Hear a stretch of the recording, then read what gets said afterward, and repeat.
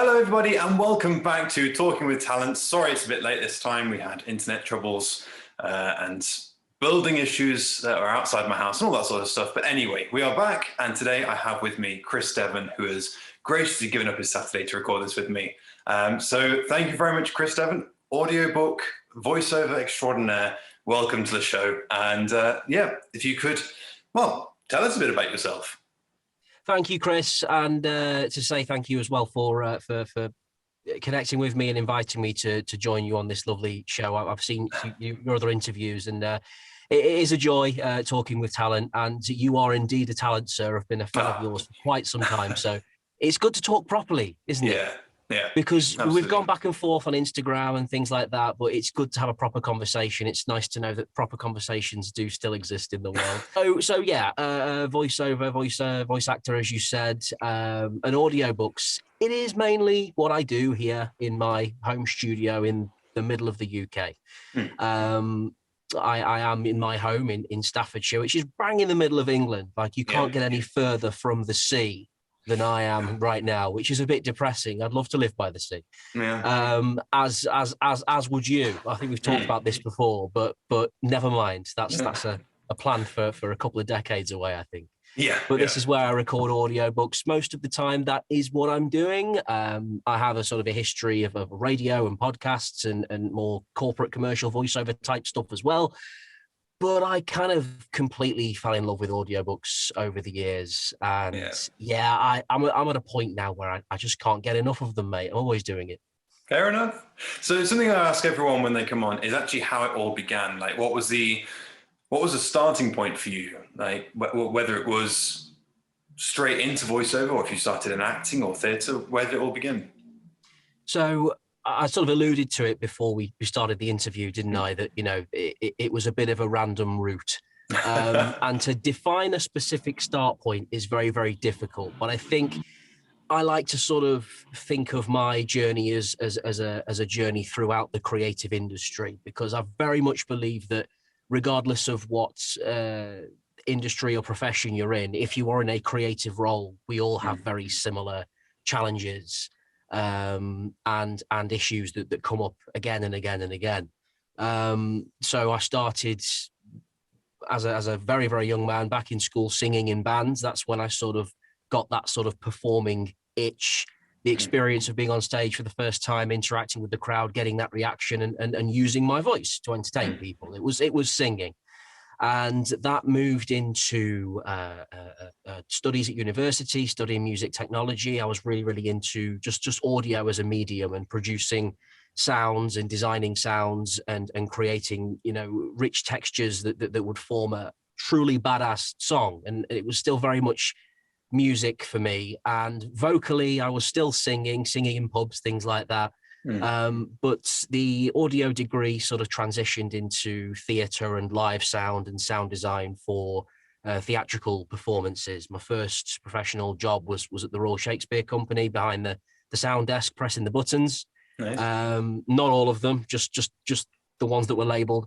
And and that's where I sort of got to see professional actors up close. And again, just sort of taking it all in, really. Still had the performing bug like you wouldn't believe, and still got on stage whenever I could. But audio and recording technology was very much my bread and butter.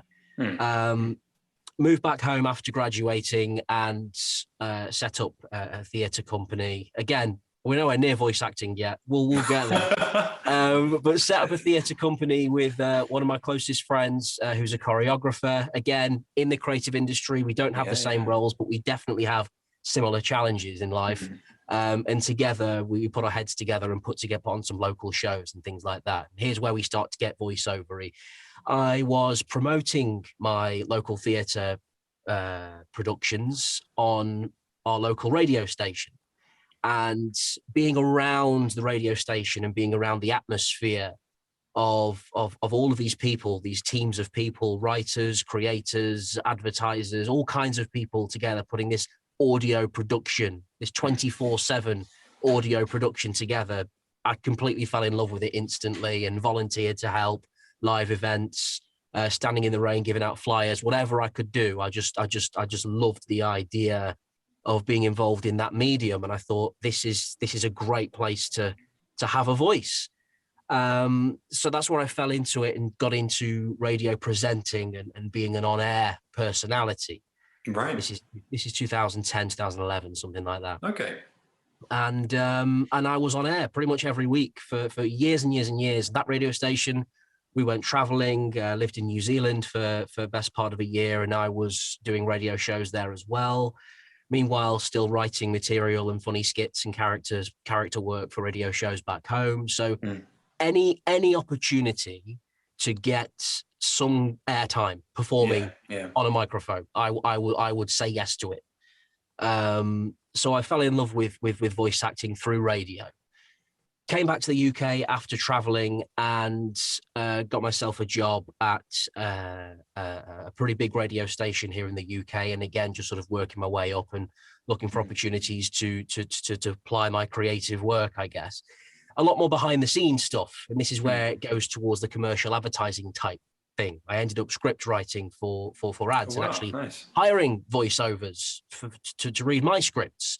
That's when I started meeting lots of commercial producers and voiceover artists, people who create idents, jingles, things like that. And really, again, getting into that studio environment, which I've always been around, but in various different roles. This time, more closely with voiceovers. So it's kind of two careers that run in parallel. You've got my sort of the character acting theatrical side of things, where I would come up with silly character voices for radio shows and podcasts, and then the writing, the advertising, the content marketing type guy who would work closely with voiceovers to get a strong message across. So eventually it all hit a crossroads and thought, clearly voiceover is a natural thing. It felt natural at the time.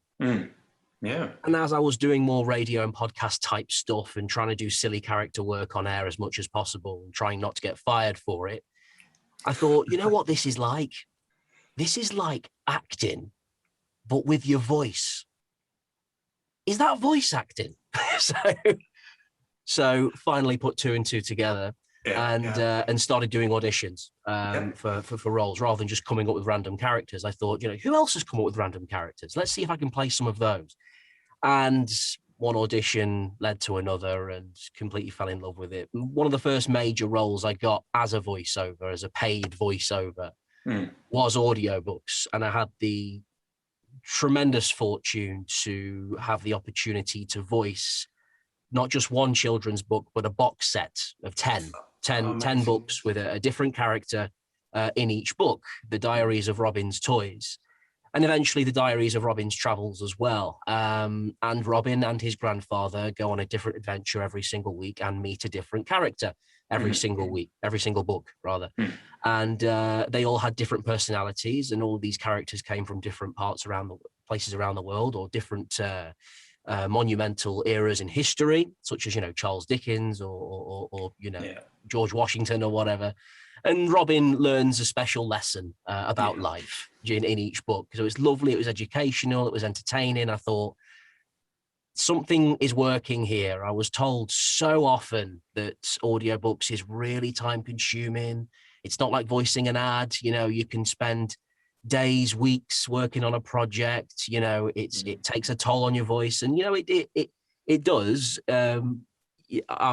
We've been described, audiobook narrators, as the marathon runners of voiceover, because we throw ourselves into very long-term projects. But I wouldn't change it for the world, to be honest. So that's kind of how it happened. It involves music, it involves theatre, it involves radio, it involves marketing and advertising, but voice acting for me is where it all comes together. Yeah, that's amazing. So, just on the topic of audiobooks, and that was your first stint for in the children's series. What was the sort of what's it like doing children's audiobooks? And have you done the sort of, when I say adult, I don't necessarily mean adult fiction, but like fiction for stories more aimed at the older generations? That's not coming out right. Kids, it's not you know kids. What I find, Chris, I find it really hard saying adult audiobooks all the time. because people's minds automatically go somewhere else, don't they? Yeah. Straight away. And it's like, well, what I don't mean adult audiobooks. I just mean adults. I just mean. So on my website, I put something like Chris Devon has narrated audiobooks for children, teens, and grown-ups. There we go. So it's like okay, all right, okay. So yeah. So that's probably that's my favorite way to describe it anyway. Because as soon as I say adult, I remember saying, I'm really looking forward to getting into this adult audiobook. Like, no, Mum, no. So, but anyway, the first experience was with children's audiobooks, and was a very natural fit, I think, because I was doing a lot of character work on air, for fictional characters in radio shows and comedy skits on podcasts and things like that. So the transition to character work in children's books was quite a suitable fit because I feel that with children's books, you can play a little bit more and you can be a bit bigger, a bit more extreme with character work.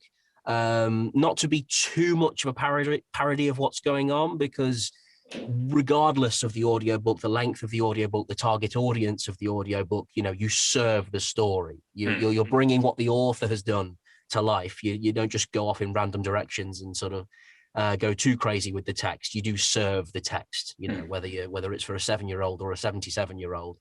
But you get to have a little bit more fun, I think. You do. Nice. And it's a lovely kind of niche in audiobooks, because we all have our sort of favorite books from our childhoods that we read not once but multiple times. A kid will go back to the same book over and over again. I read The Lion, the Witch, and the Wardrobe, I don't know how many times when I was younger. That was one of mine, that was one of my go-tos.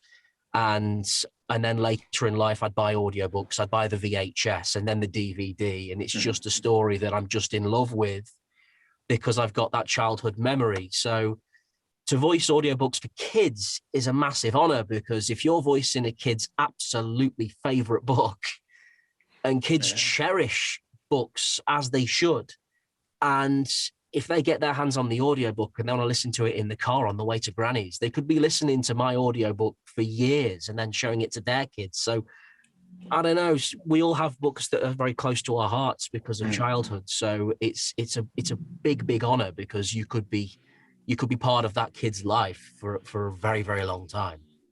Now, voicing audiobooks for older people, for adults, I've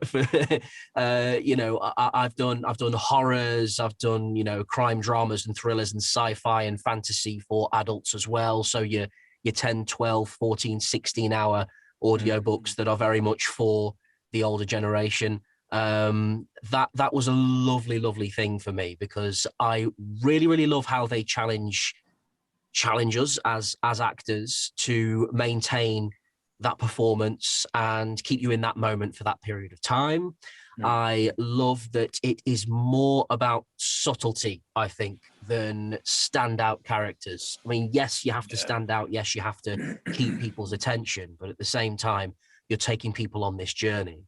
And I absolutely love that aspect about voicing books for the older generation as well. Coming up with funny character voices for kids.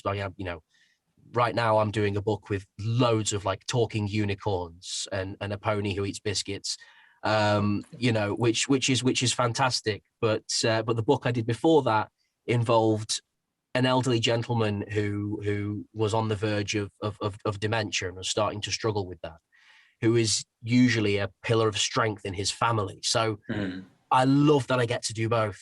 And I hope I always do, because as I always say, voice acting is acting, and audiobooks for me has enabled me to challenge myself as an actor and take this performing bug and turn it into something really substantial and grow through it. Another thing I hinted at before the interview is, there are some audiobooks that I've done in the past that I might not perhaps be quite as proud of, because it really was a learning curve for me. I didn't go to acting school with an intention of doing audiobooks and then sit and listen to billions of them and then get training and coaching and then do this. I fell into audiobooks because I love doing character work on air. Yeah. And I feel like I've been growing as an actor since. So, you know, I've learned so many lessons along the way. And the work I've done in the past year or so, I'm especially proud of. And as I said earlier to you, Chris, I believe the last book that came out last week was audiobook number 50. I think I've hit that milestone now, which is lovely. It's fantastic. And that is called The Armadillo and Hare and the Flamingo Armadillo Affair. and Hare, yes. Armadillo and Hare and the Flamingo Affair by Jeremy Strong. He's a legend in the children's book world. And anybody watching who doesn't quite recognize the name Jeremy Strong, just Google the guy. As soon as you see the books, you'll know. You know, fashion image. His books are just and it's this iconic imagery and iconic characters that he's known for and has been for decades. And this book series, which has been around for a while in paperback, is now going to be available as audiobooks. And the first in the series, The Flamingo Affair, came out last week. And yeah, for that one to be audiobook number 50, for that to be the one that marks that milestone is a particular, it's a special thing in particular for me, because I mean, I've done all sorts of books, but I think children's books has been this anchor in my audiobook career, my voiceover career in the last 7 years. It's been something that I've kept going back to. And I hope I always do, because it's like I say, such an important time in a kid's life to be discovering characters and stories in this way. And for a kid who already loves Jeremy Strong's books, and there are lots of children out there who do, for them to be able to now start listening to this is a huge honor. So number 50.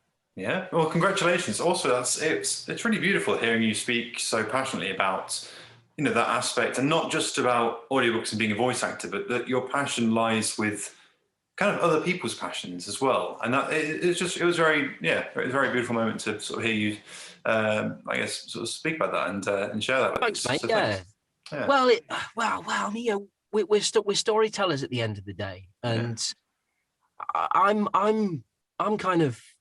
with them. I just want to be entertained. Do you know what I mean? I just want to be entertained. I mean, you know, I was in the studio, just, you know, we were texting back and forth and getting set up. And while you were getting set up, I was just sat here playing some Mega Drive games, mate. I just, do you know what I mean? I was watching wrestling this morning. I just want to be entertained. Is that your studio? That's also your gaming room. Is that? Man. 100%. Don't tell the missus that. Way. I've got Mega Drive games in here. Shh. Watching this, I'm trusting you. Don't tell her. This isn't going live on air or anything like that. So it's fine. Yes. But listen, it's what we do more often than not, or at least most of the things that I do as a voice actor anyway, provide people with a bit of entertainment, a bit of escapism, a chance to chill out, a chance to enjoy themselves and have a laugh. You know, sitting down and chilling out with a good audiobook, or while you're doing the gardening or walking the dog, or an audio drama, or a bit of animation, or whatever it is. It's giving people a little bit of escapism, you know what I mean? And there are voiceovers that specialize in education. There are voiceovers that specialize in inspiration. There's voiceovers that specialize in commercial and corporate stuff, and helping people to learn a new skill or raise their game or upgrade their homes, whatever. We're kind of vehicles for enhancing people's enjoyment of life. It's not about us. It's not about us. It's about the stories that we tell, you know? So, you know, that's how I've managed to have the privilege of narrating 50 audiobooks, and no one's bloody heard of me, because that's it's not about me. It's about the stories I'm telling. If I can enhance that author's experience or that video game developer's experience, that's what we're for, you know? It's not really about us, but, you know, do follow me on Twitter. Let's get those numbers up. No, that's brilliant. And you spoke of video games just then. So have you also branched out into games as well and voiced characters for games? Not much, not No. No? much. No, no, no, no. The thing is, I kind of decided when this sort of became less of sort of a, I seem to be getting voice acting gigs here. Maybe I should start taking this seriously. When I did start taking the voice acting career a lot more seriously, Mm. I made a conscious decision just to focus on audiobooks first, That's wise. Yeah. just to focus on one thing, because you say it's wise. I mean, I made a lot of mistakes early on by not doing that and trying to do everything at once. Yeah. So I tried to get as many radio gigs as possible, corporate gigs as possible, e-learning stuff, video games, animation, and I was writing to everyone and making these demos that just did not do me enough justice. And I wanted to do everything at once. That was my sort of first goal when I first started. Well, if I just do everything, I'm bound to succeed, right? Like, there's no flaw in that plan at all, is there? And I threw everything at the wall, thinking, well, I'm going to be a one-stop shop. I'm going to voice everything, every genre, every platform. I'm going to do it all. I'm going to be the guy that does everything. And surprise, surprise, you burn out. And you bite off more than you can chew, and you realize that there's a much bigger learning curve here.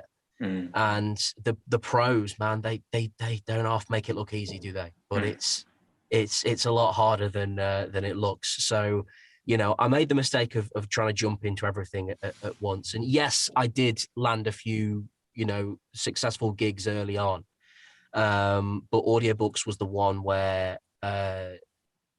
things were naturally taking off. And I thought, if the universe is telling me that the audiobook world quite likes me, I'm going to hang around in that world for a bit longer. Yeah.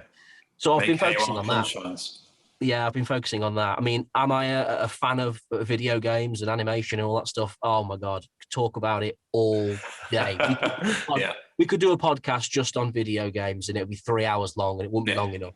Yeah. Oh my God, absolutely. I'm obsessed, but I decided to focus on audiobooks and step back from all of that for a while because I just wanted the authors I was working with, the publishers I was working with, to have me at my best, to have me at 100%. And I think it's been really, really rewarding experience. So would I like to do video games? 1,000%. But when I do, I want to be all in. That'll be your focus, sort of thing. Yeah. I want to be all in. Do you know what? Yeah. I want to be all in. I want to do it right. I want to do it right.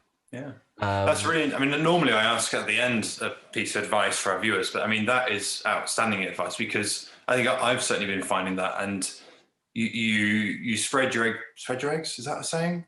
You spread your things too thin, spread your butter too thin. That'll do it. Spread your butter too thin. And it's, and yeah, you're right. You end up burning out very quickly because you're going not only just sort of physically but mentally, and it gets you down that you've not got further on, and you go and you go, well, I've emailed these people, I've sent a letter to these people. It's just like, but your focus is so varied. And as my sister-in-law, who was also on the show earlier on, you can't give 100% to everything, because if you've got 100% to your career, then you've got 0% for your home life, for your social life, for your fitness, for everything. It's impossible.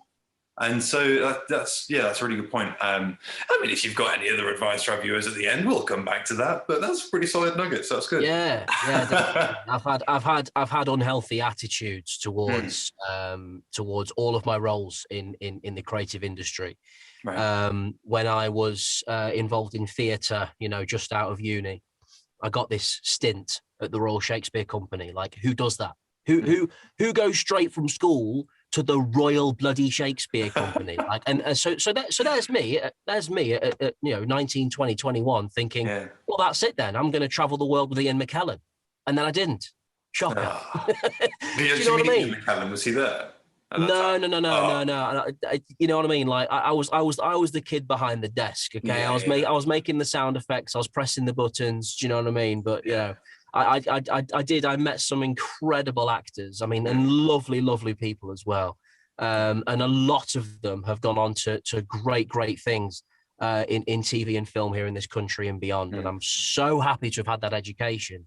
But back then, when I got that opportunity, which was a hugely, lucky thing for me to be able to do and spend some time there around those people, I burnt out again in my early 20s, becoming so obsessed with the idea of theatre and getting into it that I didn't concentrate on the rest of my life enough.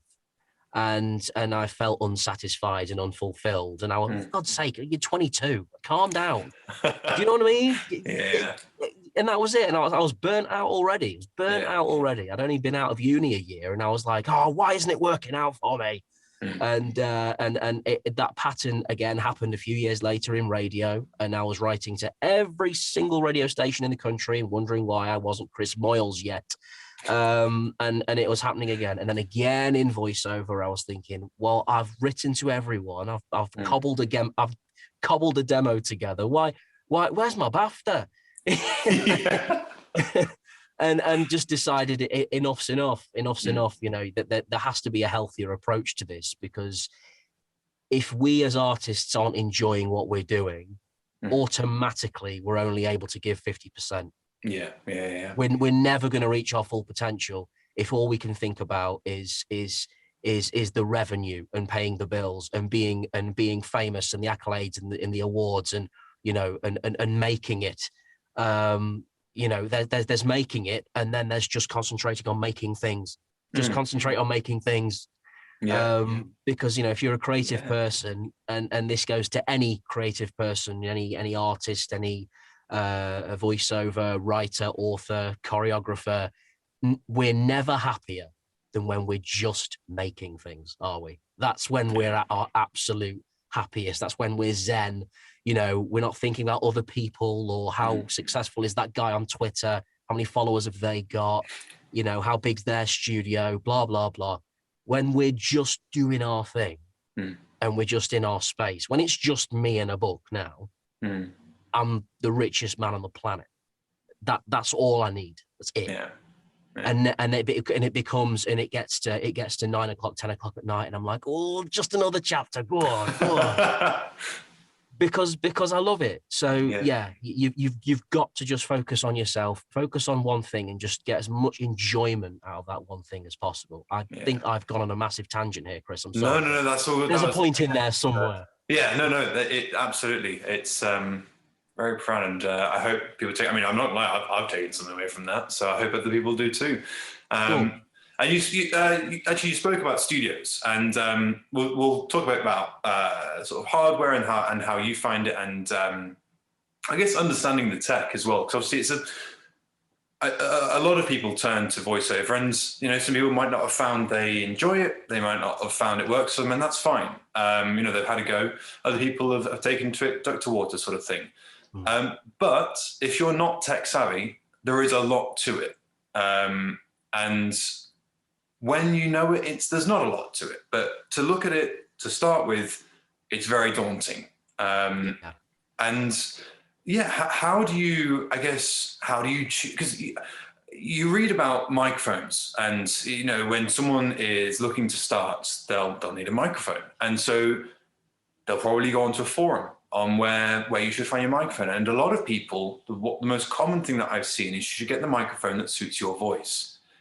There's not many shops that allow you to go in, certainly now with COVID, and test a microphone. So how on earth, without spending £3,000 buying different mics to see which one might suit your voice? Oh, what is that exactly? What does that even mean? It's not H&M, man. You can't just try them on. Do you know what I mean? Exactly. You need get the microphone that suits your voice. Oh, great. Okay. All right. Well, tell you what, then I'll buy 20. Yeah. I'll try them all on, see which one brings out my eyes, and I'll send the other 19 back. No problem. Thanks, the internet. Cheers. I know. How do you find your mic? Like, do you have any sort of, I guess your journey you've probably been through a fair few mics, I imagine. Or did you find the golden one at the beginning? Yeah, you have like a journey through technology, don't you? And that sort of technology defines those different moments in your life. Oh, I remember when it was just me and a cupboard and this thing from Argos or whatever. Yeah. And we've all got that story and that journey, which is lovely, and it is nice looking back actually. So I feel a little bit, a bit like I've got a jammy unfair advantage because I kind of started off by studying audio technology and production and things like that. At university, they put us in professional studios with all the gear you could ever need. Yeah. And they teach you how to set it up and which mics are right for which microphones and which ones do you use to record guitars, which ones are for drums, which ones should you be using to record vocals. So I was using top of the range kit from day one. It wasn't my kit, you know what I mean? Yeah. You'd borrow it or sneak it home one evening, to record something, take it back the next day, whatever. But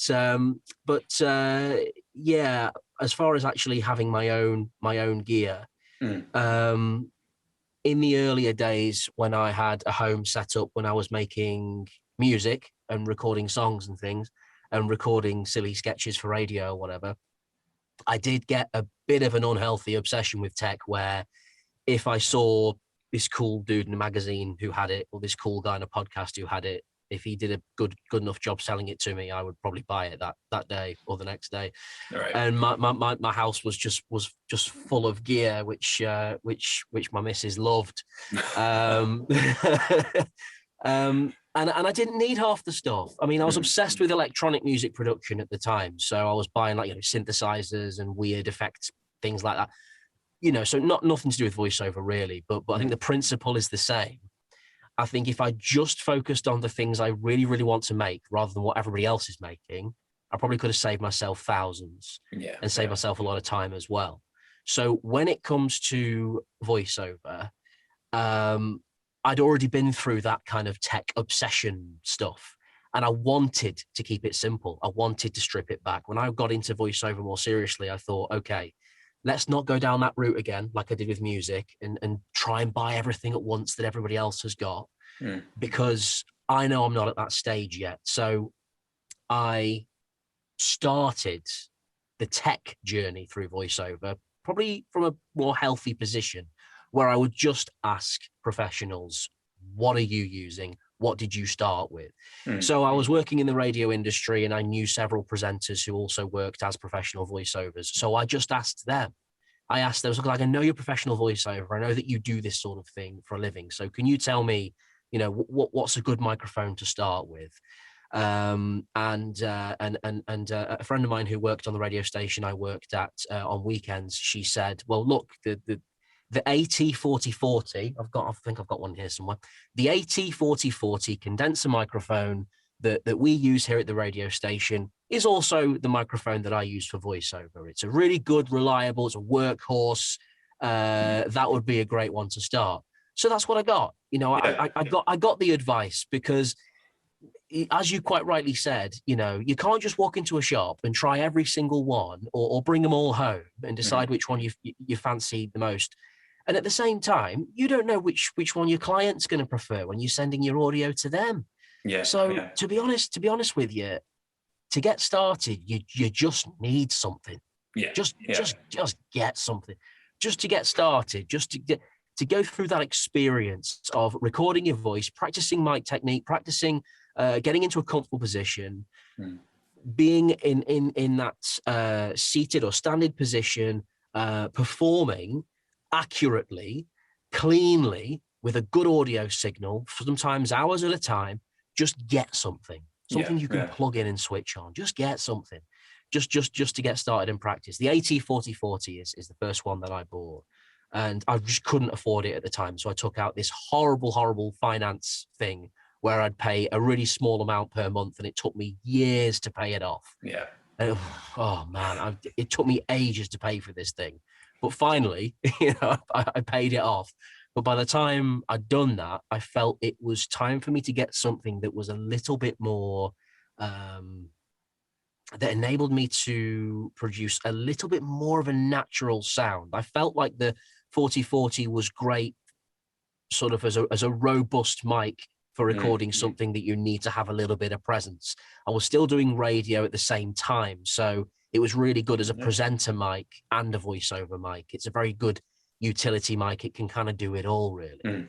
But I needed something that could enhance the kind of natural environment I was trying to create.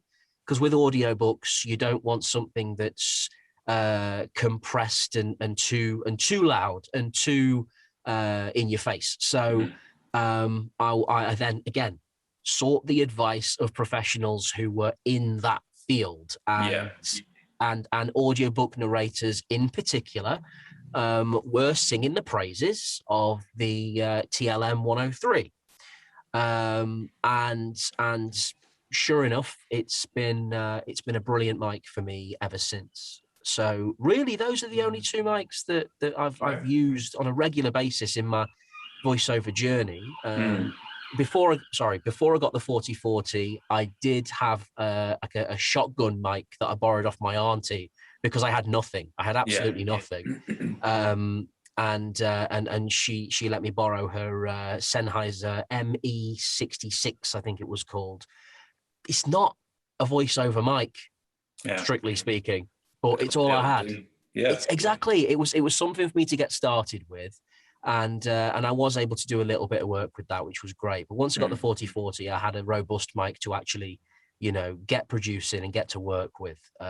So that was my sort of journey with mics. But I strongly believe that it starts with you. It's the person that makes the tech doesn't make the person.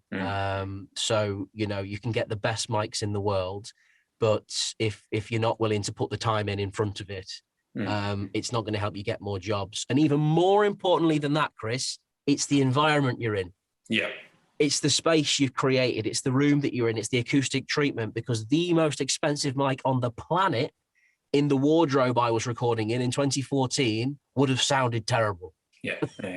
Absolutely terrible. As a case in point, so obviously, yes, we struggled recording this the other day, but as you can all see, Chris is in his beautiful purple lit studio, and I've put mine in my living room. Now, you can probably tell throughout this interview that the difference, the cleanness of Chris's audio to there's certainly been motorbikes, and there's been a police car went by a few minutes ago, and obviously you'll hear that. You'll also hear my voice is echoing quite a lot more than Chris's will, because of the acoustics of the room is not treated. My backdrop is a hard wall. I'm going to be something more eloquent than that, but it's a wall. It's a wall. So treatment is I guess 90% of it really. And there's a lot you can do with the software, from audio gates, from compressors, all this sort of stuff. And for anyone who is starting their journey, just going through their journey, spent the last year starting their journey, there is a lot to learn, I think. And you might start with, for instance, Audacity. That's a free audio editing software. There's still a lot to learn there, but it's pretty user-friendly. And then when you feel comfortable enough with that, I moved on to Reaper. That was another learning curve. I spent about 4 days straight watching tutorials and completely absorbed in it. And I've actually found it quite exciting, learning this new software. But what do you use, Chris? Well, again, because of my history studying music technology and working in theatre, I was fortunate enough to be around audio editing software for a long time. So in the studios back at high school, they used Cubase. Oh, wow, yeah. And then is that even a thing anymore? I don't think it is, but I certainly used it at my high school. I was at an art school where we did media, and we had Cubase.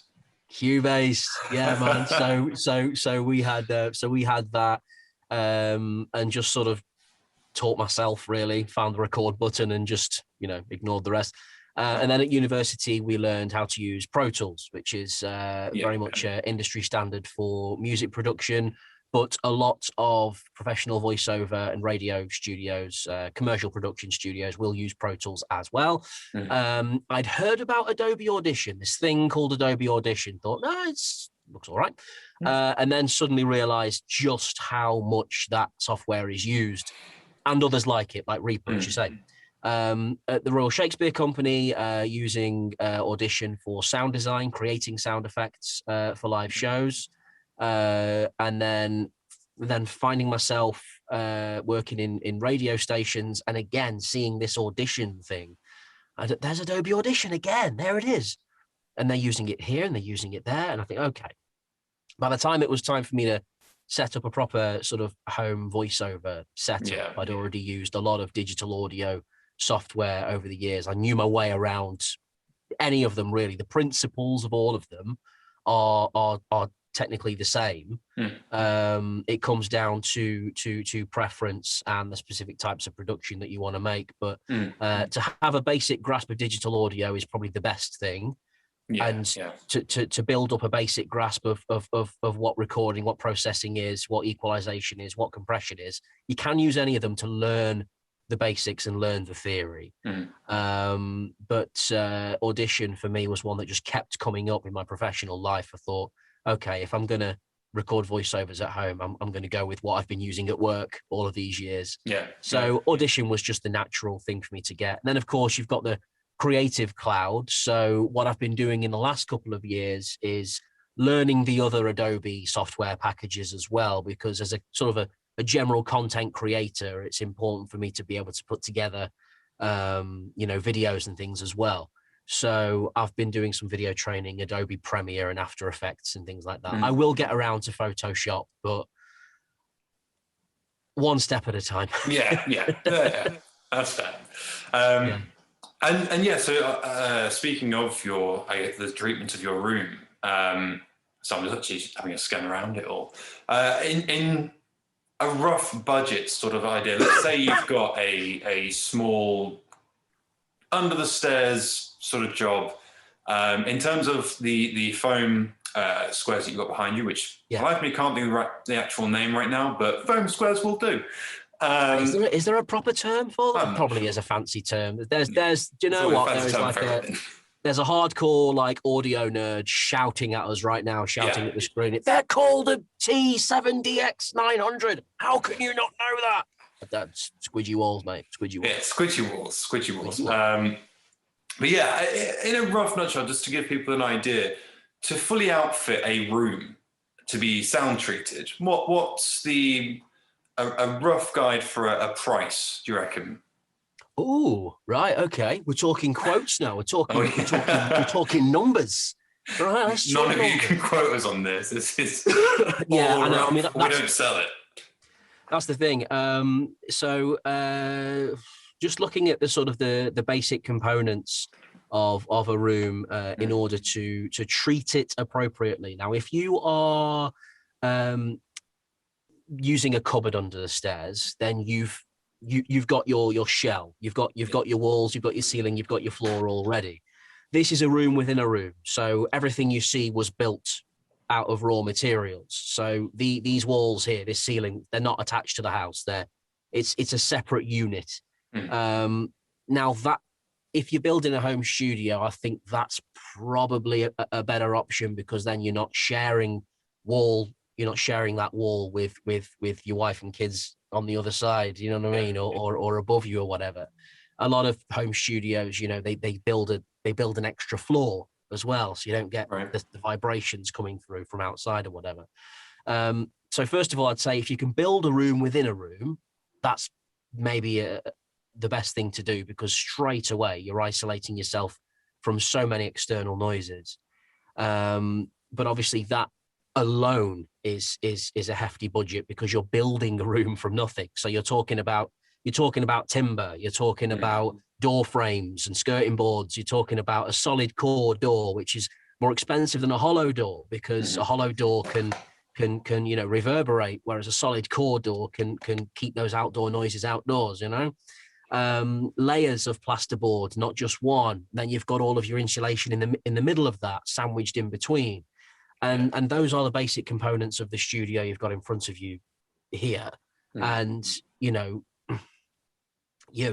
could be talking 4 figures before you've even got yourself a squidgy a squidgy bit of Squishy wall. sponge for the wall yet.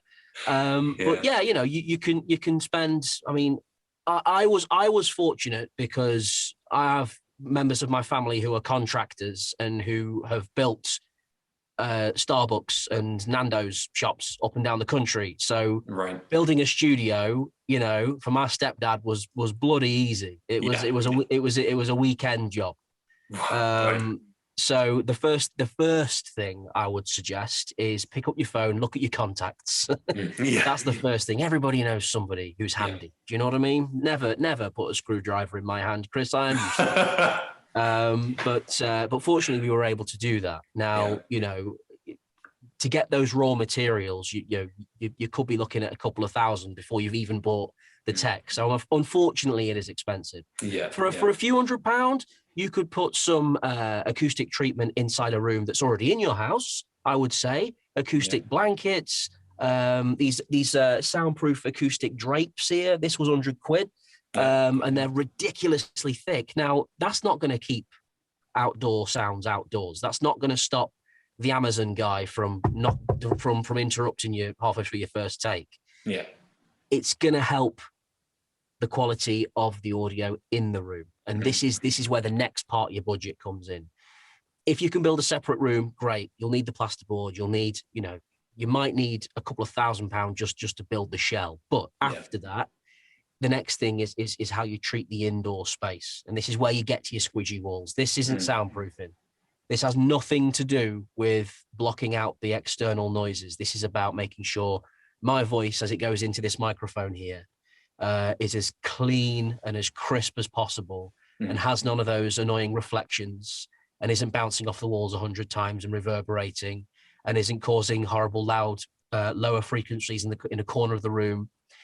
That's what this is for. That's what that drape is for. Okay, and it just looks nice as well. Yeah. That's what the carpet is for. That's what this padding on my desk here is for as well. Yeah. Just to make sure that you're not getting any additional reflections into the microphone and causing the sound to muddy up. So you're budgeting for three things for a home studio: the room itself, if you have the resources available to build one. Always a great idea if you can. Yeah.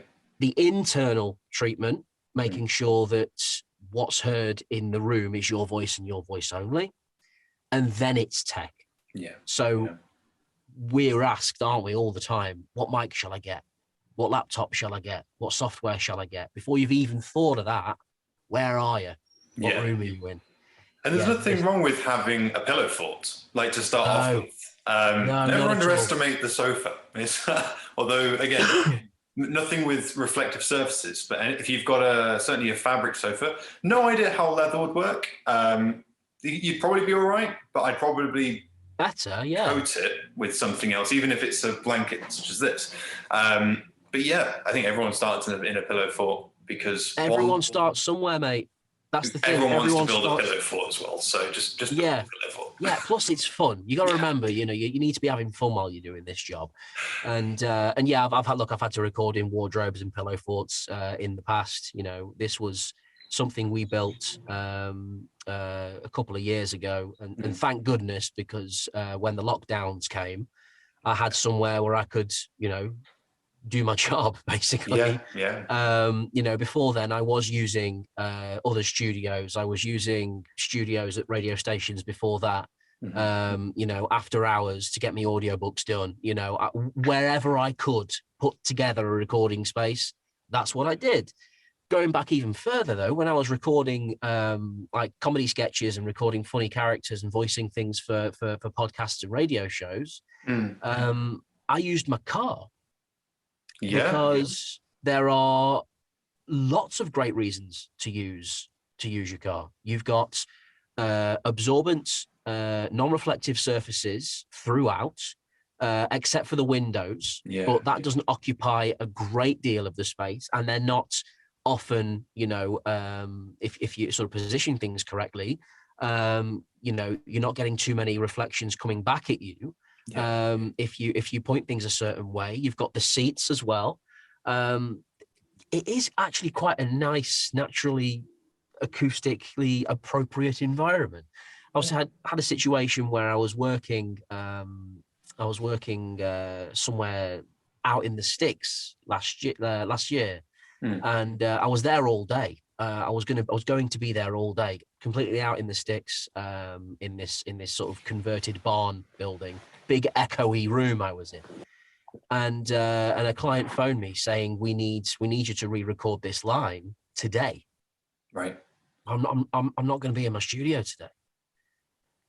Can I? 'Cause I'm trying to be helpful, trying to be a good boy. I've got to do something for them. I'm going to record this line in the car. See what you think.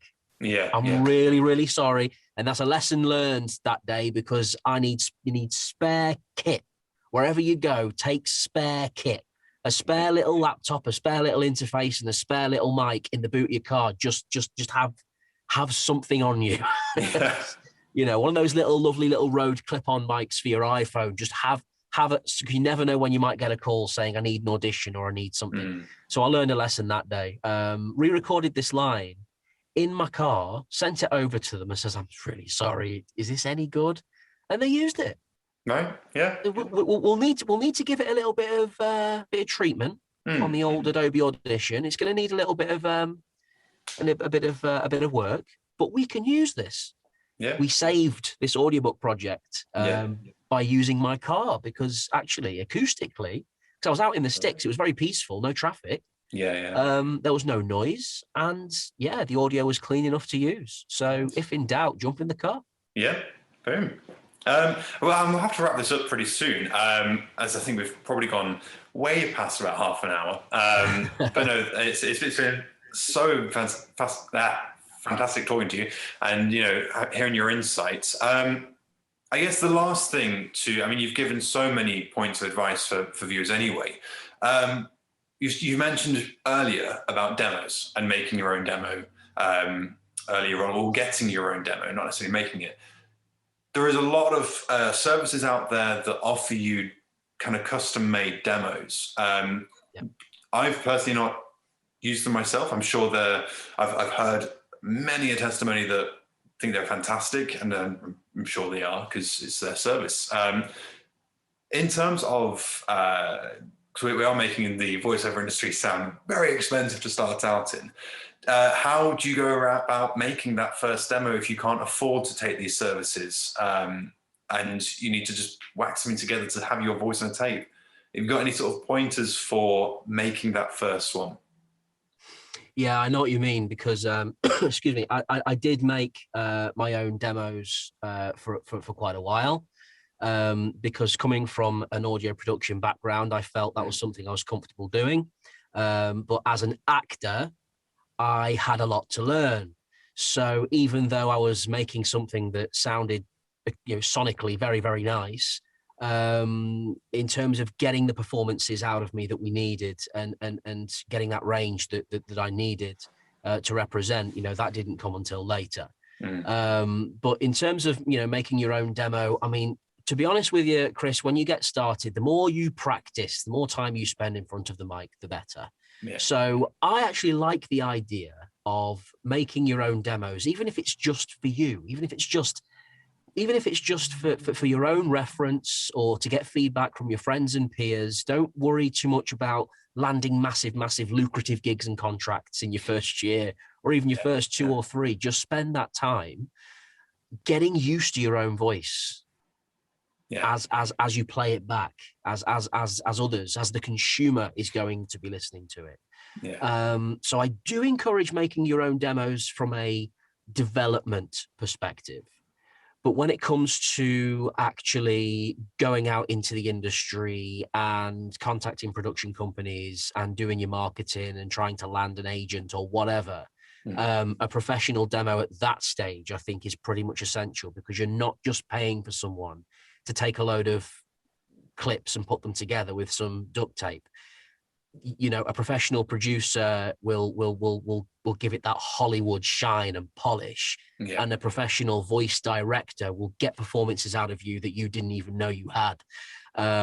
So I've had experience making my own demos, and I needed to do that to get started. We all have to start somewhere. So So if you need to make your own demos in order to get started, then absolutely go for it and do that. The best advice for those people would be to listen to hundreds of them, listen to demos, listen to homemade ones and professional ones, listen to them all. You need to be, all over hundreds and hundreds of voiceover artists' websites and listening to what they're doing to get their names out there. And you need to be analyzing your genre and specialism in particular as well.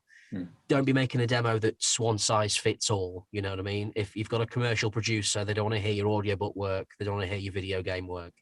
They want to know how good you are at selling things, how good you are at delivering a key message on behalf of a commercial client.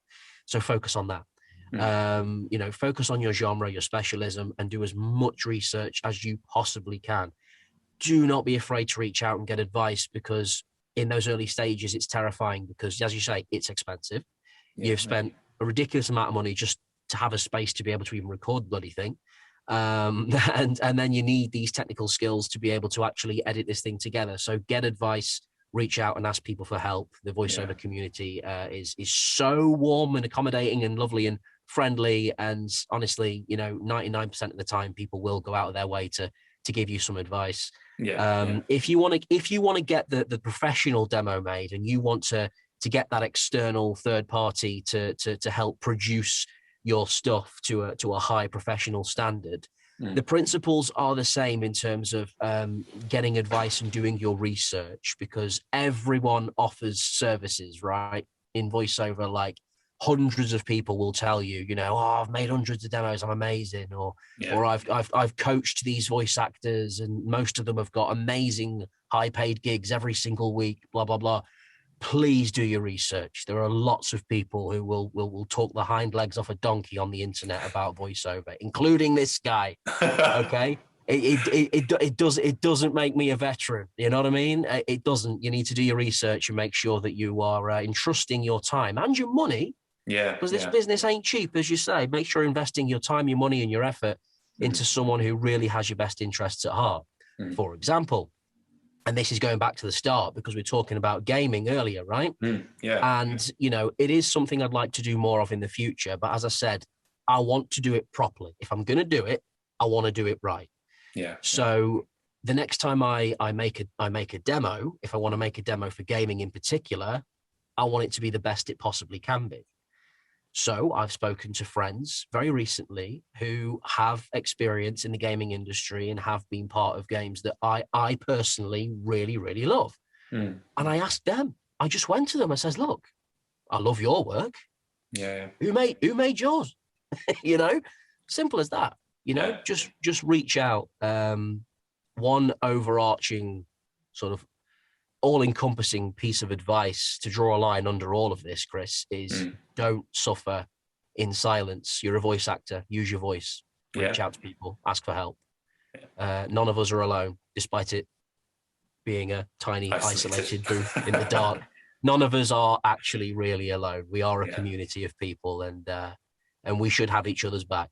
And on that lovely note, thank you so much for joining me today. A huge shout out as well to our sponsor, Audition. The link is you can still use that forevermore. It's Talking with Talent. You get 20%, 25%. You get money off after check. But anyway, thank you so much, Chris. It's been an absolute pleasure and a joy speaking with you. And everyone else, we'll see you next time on Talking with Talent. Bye-bye.